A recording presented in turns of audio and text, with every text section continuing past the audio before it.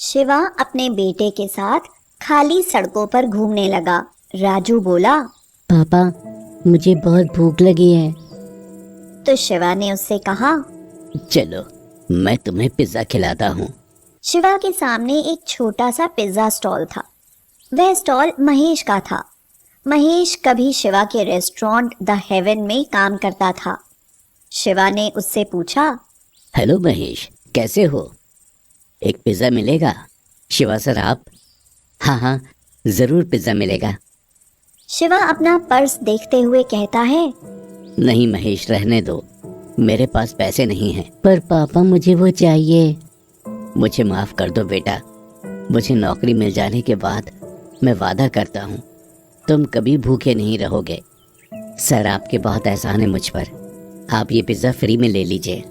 महेश, पर मैं जानता हूँ कि तुम्हारा स्टॉल अभी नया है, तुम्हारा बिजनेस ठीक नहीं चल रहा है।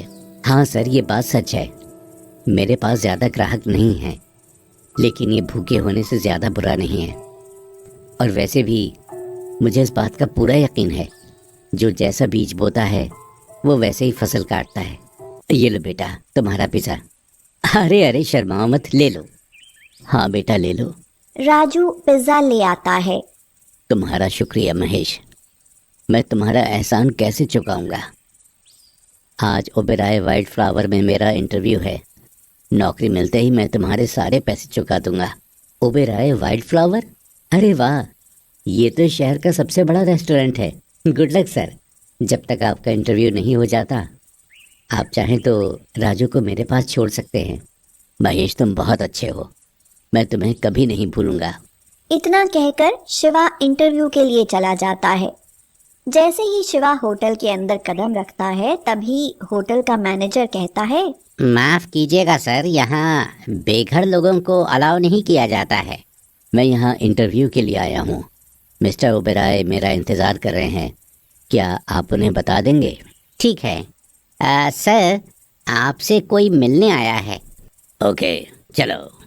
वह एक कदम आगे की ओर बढ़ाता है, तभी शिवा उसके सामने होता है। तुम कौन हो? मैनेजर, तुमको पता है ना कि हम बेघर लोगों को अंदर नहीं आने देते हैं।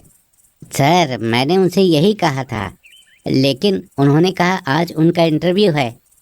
ये वो नहीं जिनका मुझे इंतज़ार है, वो कभी द हेवन रेस्टोरेंट चलाते थे। सर मैं वही हूँ, द हेवन रेस्टोरेंट में ही चलाया करता था। मेरी पत्नी के गुजर जाने के बाद मैं थोड़ा मुश्किल में आ गया हूँ, इसलिए मैं ऐसा दिख रहा हूँ। वाह, मुझे तो यकीन नहीं हो रहा, तुम जॉब पाने के लिए मुझे नकली कहानी सुना रहे हो। निकाल दो इसे यहाँ से। और तुम्हें दिख रहा है ना अभी मेरा रेस्टोरेंट कितना बिजी है, यहाँ टेबल बुक करने के लिए हफ्ते लगते हैं। सबसे पहले अपॉइंटमेंट लेनी होती है, और तुम अपनी औकात देखो। निकल जाओ यहाँ से, वरना मुझे पुलिस को बुलाना पड़ेगा। शिवा आंखों में आंसू लेकर वहां से अपने बेटे के पास चला आता है। राजू उससे पूछता है, पापा आपको नौकरी मिली? तो शिवा कहता है, नहीं बेटा, मुझे माफ़ कर दो, लेकिन मैं कुछ रास्ता निकाल लूँगा। पर सर मुझे ये समझ नहीं आ रहा, आपके पास इतना तजुर्बा है तो उन्होंने आपको रखा क्यों नहीं? तुम बस ये समझ लो कि जैसे ही उन्होंने मुझे देखा, मेरा इंटरव्यू ख़त्म हो गया। अच्छा मैं अब चलता हूँ, फिर मिलूँगा। रुकिए सर, क्या अब आप मेरे लिए काम करेंगे? लेकिन तुमने कहा था तुम्हारे पास ग्राहक नहीं है। मैं तुम पर अपना बोझ नहीं डालना चाहता। देखिए सर, मैं आपको सैलरी तो नहीं दे सकता हूँ, लेकिन अगर मैं हर पिज़्ज़ा की बिक्री पर 20% दूँ तो कैसा रहेगा? ज़्यादा तो नहीं सर, पर इससे कुछ तो होगा। ठीक है महेश। सर प्लीज़ आप ये पिज़्ज़ा खा लीजिए, आपने सुबह से कुछ नहीं खाया है। वैसे महेश, ये पिज़्ज़ा बढ़िया है, पर मेरे पास कुछ आइडियाज़ हैं जिससे ये और बढ़िया बन सकते हैं। महेश के इस छोटे से स्टॉल को कामयाब बनाने के लिए शिवा में उत्साह की कोई कमी नहीं थी। इतने सालों के तजुर्बे से उसने नए नए प्रकार के पिज्ज़ा बनाना शुरू कर दिए। उसका बेटा जब वह खाता था तो वह उसके टेस्ट से हैरान रह जाता था। इसके बाद शिवा ने मेन्यू में और भी बहुत सी चीजें शामिल कर लीं, जैसे बर्गर, चाउमीन। थोड़े ही वक्त में उसके नए फूड के चर्चे पूरे शिमला में होने लगे। ग्राहक लाइन लगाकर उसके पास आने लगे और धीरे धीरे उसका बिजनेस चल गया।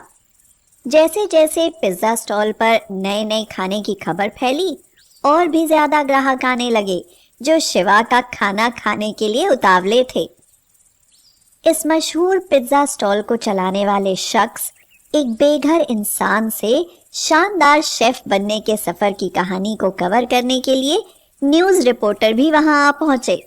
फिर क्या, वह स्टोरी वायरल हो गई।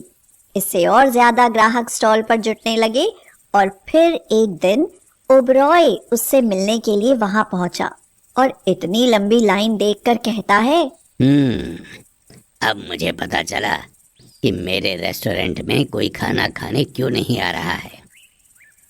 शिवा, मुझे ये तो पता चल गया कि तुम कुक करना जानते हो, और मुझे अब दुख हो रहा है कि मैंने उस दिन तुम्हारे साथ बहुत बुरा बर्ताव किया। तो तुम ओबराय वाइल्ड फ्लावर आकर मेरे साथ काम क्यों नहीं करते? लेकिन आपने तो मुझे निकाल दिया था। हाँ, सच कहूँ तो आजकल मेरा बिजनेस थोड़ा ढीला पड़ गया है और एक बार फिर से पूरे शहर में तुम्हारे नाम के चर्चे हैं। तो क्या कहते हो? थैंक यू सर, लेकिन नहीं, मैं जहाँ हूँ वहाँ खुश हूँ। ठीक है, जैसा तुम्हें ठीक लगे। अच्छा, एक बात कहूँ, अब मैं यहाँ तक आ ही गया हूँ, तुम मुझे एक पिज़्ज़ा ही खिला दो। देखता हूँ इसमें ऐसी क्या ख़ास बात है। क्यों नहीं, लेकिन इसके लिए आपको लाइन में आना होगा। तुम मुझे यानी ओबेराय को लाइन में खड़े रहने के लिए कह रहे हो? तुम तो मेरी बेइज्जती कर रहे हो। हट जाओ मेरे रास्ते से। इतना कहकर वह वहां से चला जाता है। इतने में महेश वहां आ जाता है। हेलो सर, कैसा चल रहा है सब? बढ़िया, बिक्री काफ़ी बढ़ गई है और ये लो इस महीने की कमाई। एक बात बोलूं, क्यों ना ये सारे पैसे आप खुद ही रख लीजिए। तुम कैसी बातें कर रहे हो? ये तो तुम्हारे पैसे हैं। देखिए सर, मैंने हिसाब लगाया है और पिछले कुछ महीने की बिक्री को भी देखें तो आपके 20% से ही पूरे पिज़्ज़ा स्टॉल की कीमत निकल चुकी है। तो कॉन्ग्रेचुलेशंस, ये सारे पैसे आपके हुए सर। एक मिनट, सच में मुझे तो यकीन नहीं हो रहा है। इससे हमारी पूरी ज़िंदगी बदल जाएगी। Thank you Mahesh. मुझे समझ नहीं आ रहा है मैं क्या कहूँ। अरे नहीं सर, शुक्रिया तो मुझे आपका करना चाहिए। जितने पैसे आपने मुझे कमा कर दिए हैं उससे मैंने 2 और पिज़्ज़ा स्टॉल ख़रीद लिए हैं। ये सुनकर मेरा दिल खुश हो गया। शायद ये कहावत सही है, हम औरों का भला करेंगे तो हमारा भी भला होगा।